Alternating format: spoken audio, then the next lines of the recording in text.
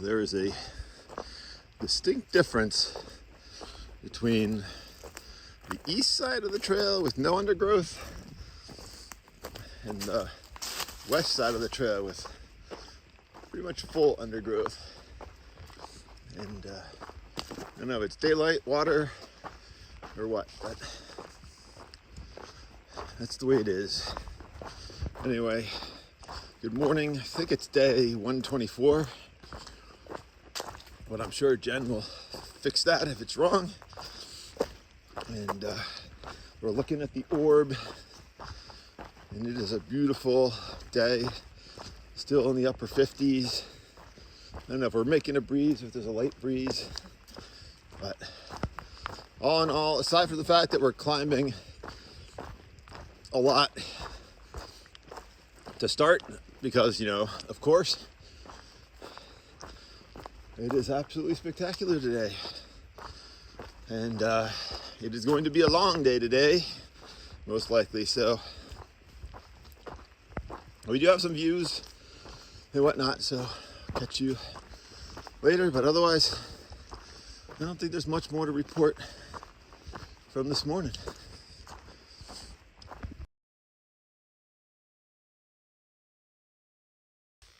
There once was a thru hiker named Bloom whose legs could really go zoom. She flew down the trail like a train on a rail as she passed with a quiet vroom. So this is one of the highlights of the day. We have Eastern Continental Divide right here we're walking on right now. The sweat dripping off my left eye is heading to the Atlantic, 405 miles away via the James River, and the sweat pouring off my right eye is heading to the Gulf of Mexico via the Mississippi River. I think it was 1,920 miles away. So anyway, I didn't even know there was an Eastern Continental Divide.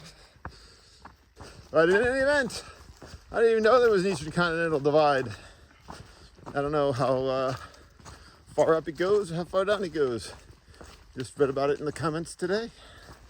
But currently we are walking on it, and it is not, you know, it's not a very ridge thing. It's a good bit wide. So we're on here, probably on the divide for about, it looks like 5 or 6 miles, give or take, because it's we have about a flat walk with little ups and downs. So some views as part of that, and we'll take you along.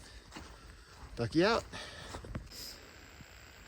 We're still on the Eastern Continental Divide, looking east.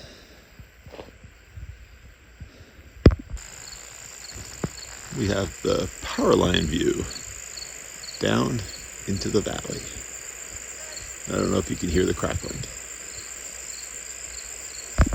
So this is Kaffir Oak, which is apparently about 300 years old, and from what we can tell, not doing the best, but still alive. Oh, it's got a big long meadow walk. Got some nice views of the valley, wildflowers, and it's probably the ridge line that you were just on with the power lines. Yeah, we crossed into those power lines, so. Got about 3 miles left to camp. And a bunch of meadow walking. So, lots of these yellow flowers. So it's definitely nice. It's a very different change of pace to walk through the fields. But it's also 4 o'clock, the sun is out, and even though the day is not that hot, it's probably only in the mid to upper 70s and there's a breeze, it still feels way worse out here in the field than in the woods. So it's one of those catch-22s.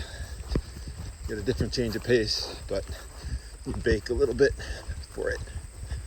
And there's definitely some very picturesque farms down in these valleys.